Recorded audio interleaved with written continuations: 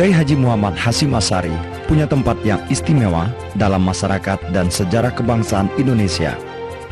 Kiai Hasyim Asy'ari yang mendapat gelar Hadratus Syekh, yang artinya Tuan Guru Besar, adalah ulama pejuang yang sesungguhnya.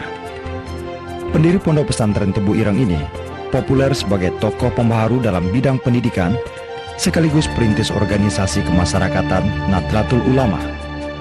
Dan hingga kini, gagasan-gagasan Kiai Hasyim Asy'ari masih terus hidup dan mewarnai kehidupan berbangsa dan beragama masyarakat Indonesia.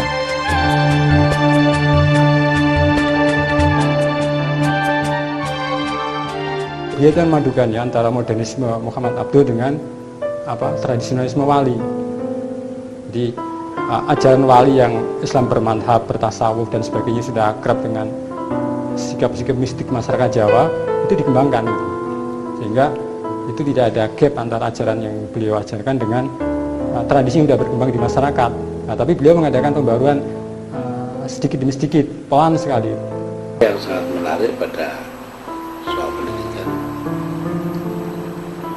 adalah bagaimana Kiai Hasyim itu memperkenankan pembaruan-pembaruan yang dilakukan di pesantren Tebu Ireng tempat beliau pemimpin pesantren. Jadi karena itu pada dasarnya beliau adalah seorang modernizer, ya yang tokoh yang membawa modernitas. Kiai Hasyim Asy'ari itu adalah salah satu pionir ya di dalam pergerakan apa yang sekarang kita bahasakan sebagai civil society. Sebab organisasi yang dibangun itu tidak terikat dan tidak tergantung kepada negara, melainkan berdasarkan atau didorong atau hidup oleh partisipasi masyarakat dan anggota-anggotanya. Kiai Hasyim Asy'ari lahir pada tanggal 14 Februari tahun 1871 di Pondok Gedang, Jombang, Jawa Timur.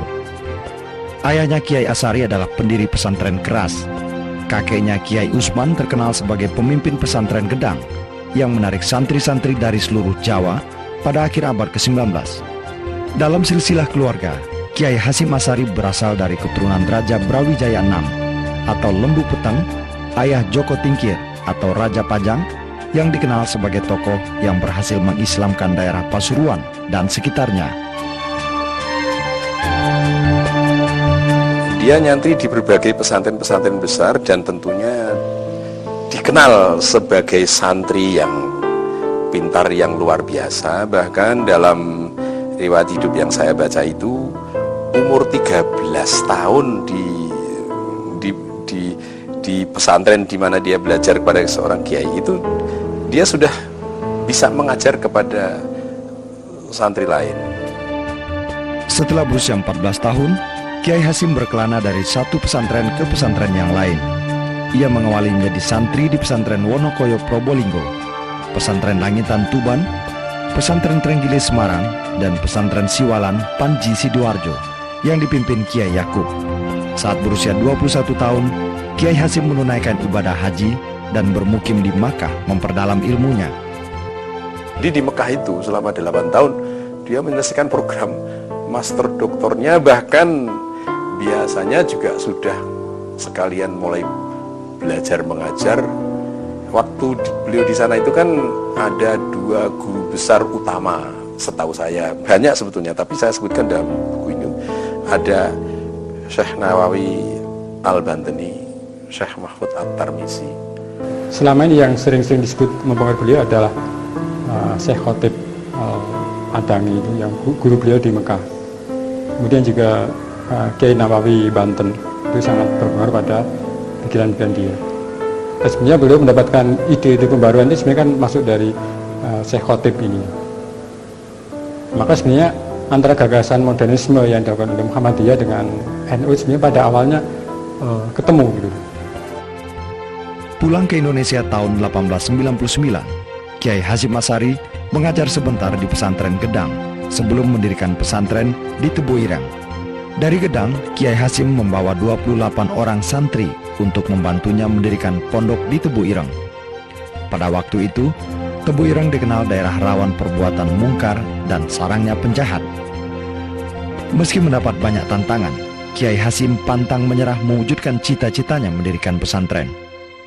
Pada zaman itu sulit sekali mendirikan pesantren. Oleh tantangannya luas sekali, tantangan dari masyarakat dan reaksi dari penjajah Belanda.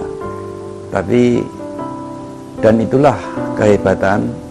Kalau dulu seorang pemimpin, apalagi pemimpin pesantren, itu secara selektif alami itu mesti sudah bisa diandalkan. 15 tahun pertama pesantren Tebu Ireng itu dengan murid 10 orang. Dia di surau yang berdinding bambu, tidurnya di tengah tanggal itu. Karena kalau di pinggir mesti kena tombak dari luar. Wow. Jadi kelihatan tuh bahwa dia punya keberanian luar biasa. Sebagai seorang pemimpin pesantren, Kiai Hasim memusatkan perhatiannya untuk mendidik sejumlah kecil mahasiswa yang terpilih sampai sempurna betul. Karena ketekunan dan ketulusan Kiai Hasim dalam mengajar, murid-muridnya tumbuh menjadi santri yang baik dan pandai. Dan meskipun pada awalnya menentang, kemudian masyarakat di daerah Tebu Ireng mulai berdatangan minta dibimbing mempelajari agama Islam. Sejak tahun 1900, Kiai Hasim Asy'ari menjadikan pesantren Tebu Ireng sebagai pusat pembaruan bagi pengajaran Islam tradisional. Dengan mengembangkan sistem musyawarah seperti diskusi kelas, suasana kreatif para santri muncul. Pada tahun 1916, Madrasah Tebu Ireng sudah memasukkan pelajaran umum seperti bahasa Melayu, matematika, dan ilmu bumi. Dan Kiai Hasim Asy'ari menjadi masyhur ketika murid-murid angkatan pertamanya berhasil mengembangkan pesantren di berbagai daerah menjadi pesantren besar dengan ribuan santri. Beliau menanamkan pendidikan di Tebu Ireng ini dengan dua sisi. Satu, ta'abbud, ibadah, disiplin, kemudian karakter. Nah, ini ditekankan pertama. Yang kedua, soal ta'alum, pinter, pandai, cerdas, dan sebagainya. Perkembangan politik yang tidak menguntungkan kalangan Islam tradisional mendorong Kiai Hasim Asy'ari melancarkan kritik-kritik yang keras kepada kaum Islam modern. Pada tanggal 31 Januari tahun 1926, bersama dengan tokoh-tokoh Islam tradisional, Kiai Hasim mendirikan Organisasi Kebangkitan Ulama atau Nahdlatul Ulama. Pengaruh Kiai Hasim Asy'ari yang besar menyebabkan dukungan para kiai dan pengikut-pengikutnya di Jawa Tengah dan Jawa Timur juga besar. Sejak pembentukannya, Nahdlatul Ulama menjadi penghadang penyebaran pikiran-pikiran Islam modern ke desa-desa di Jawa. Sebenarnya NU yang berdiri tanggal 31 Januari tahun 1926 itu sebenarnya didahului dengan sudah tersedianya banyak cabang-cabang NU di beberapa daerah. Nah, persiapan itu dilakukan oleh Hadratus Syekh Kiai Haji Wahab Hasbullah dan Kiai Bisri Samsuri. Nah, tetapi yang terpilih pada muktamar pertama sebagai Rois Akbar adalah Kiai Haji Hasim Asy'ari. Jadi NU tidak mungkin dipisahkan dengan Kiai Hasim Asy'ari. Pengaruh Kiai Hasim Asy'ari yang sangat kuat dalam lingkungan Islam tradisional di pedesaan menjamin kelangsungan peranan Islam dalam pergerakan kebangsaan secara menyeluruh. Pada zaman Belanda, Kiai Hasim Asy'ari pernah mengeluarkan fatwa yang melarang orang Islam berangkat naik haji menggunakan kapal milik Belanda. Pada zaman Jepang, meski pernah ditahan karena menolak hormat pada Kaisar Jepang, pada tahun 1944, Kiai Hasim ditunjuk menjadi kepala kantor urusan agama wilayah Jawa dan Madura. Pada tahun 45, pada waktu itu pemerintah itu baru terbentuk beberapa bulan, belum merupakan suatu struktur yang sempurna ke daerah-daerah. Tentara pun baru mulai ya. Nah, dalam keadaan seperti itu para pimpinan TNI menemui beliau dan mohon supaya beliau memberikan fatwa supaya umat Islam Indonesia khususnya di Jawa Timur dan Jawa Tengah itu membantu perjuangan TNI. Maka beliau memfatwakan bahwa bagi umat Islam Indonesia wajib hukumnya untuk membantu tentara nasional Indonesia dalam perjuangan melawan Belanda. Dan kalau mereka meninggal, maka mereka akan dianggap mati syahid. Setelah itu maka perjuangan rakyat semesta dalam mendukung tentara untuk merebut kemerdekaan kelihatan makin kuat dan makin menyebar. Nah, yang menarik di sini adalah bagaimana beliau membela negara menggunakan agama, tapi tidak melawan negara menggunakan agama. Padahal tahun 46 negara kita kan negara Pancasila. Dengan Undang-Undang Dasar 45 dibela dengan pendekatan syariah.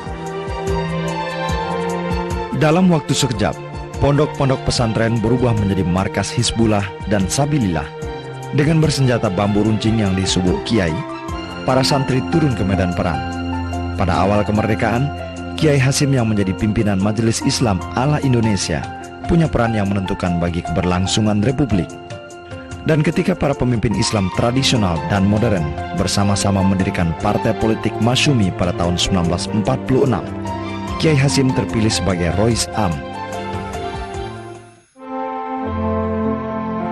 Kiai Hasim Asy'ari telah berhasil menjadikan pesantren Tebu Ireng sebagai kiblatnya pesantren, yang berarti sistem dan metode yang digunakan diterima sebagai model pesantren lain.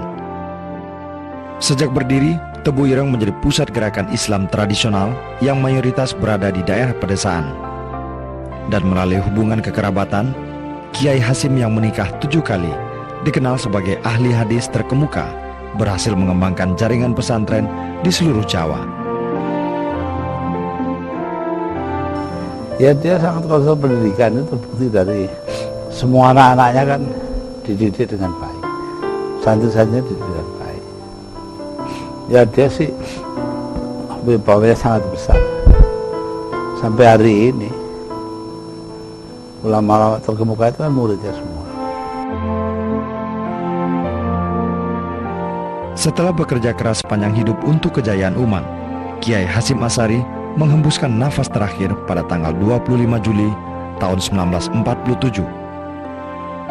Duka menyelimuti bangsa Indonesia melepas kepergian Kiai Hasim yang dikenal sebagai pribadi yang giat bekerja, disiplin, rendah hati, dan sederhana menghadap pada penciptanya.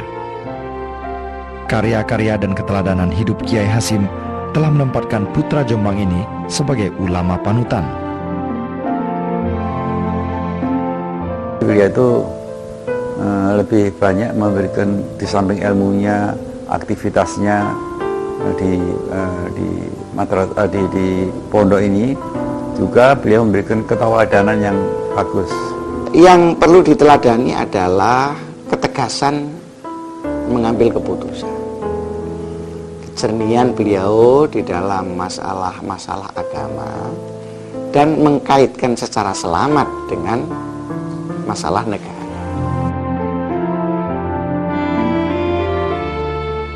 Sepeninggal Kiai Hasim Asy'ari, Pondok Pesantren Tebu Ireng tetap mempertahankan keberadaannya sebagai lembaga pendidikan yang mandiri. Kini, sekitar 3.000 anak mengenyam pendidikan di Tebu Ireng dari tingkat menengah pertama, menengah umum, hingga perguruan tinggi. Dengan mempertahankan pengajaran ilmu-ilmu agama dan memperbanyak pelajaran ilmu-ilmu umum, Pondok Pesantren Tebu Ireng bisa bersaing dengan lembaga-lembaga pendidikan lain. Selama lebih dari 1 abad, Tebu Ireng telah berperan besar dalam menghasilkan kader-kader bangsa yang beriman, terdidik, dan punya jiwa nasionalistik.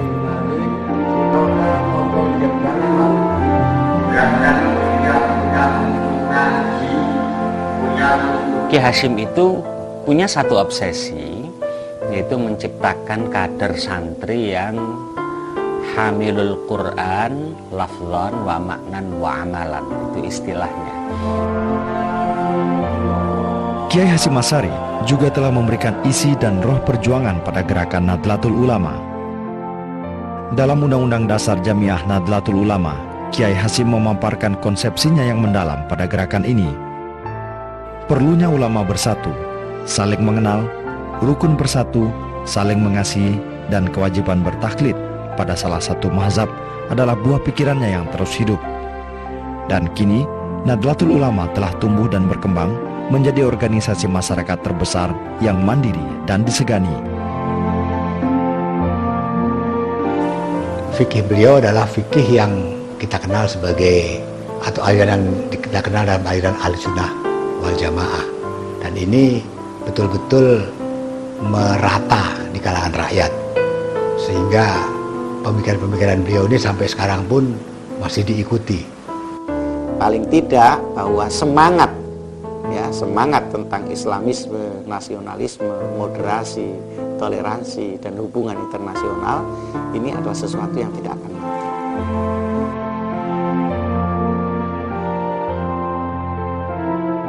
Kiai Hasyim Asy'ari adalah bapak kaum santri, sekaligus nasionalis sejati yang kiprahnya mewarnai kehidupan bangsa ini. Kiai Hasyim menjadi simbol perjuangan, ketulusan, dan kesederhanaan seorang guru besar. Ia telah memberikan teladan bagaimana seharusnya orang memberikan makna pada kehidupannya.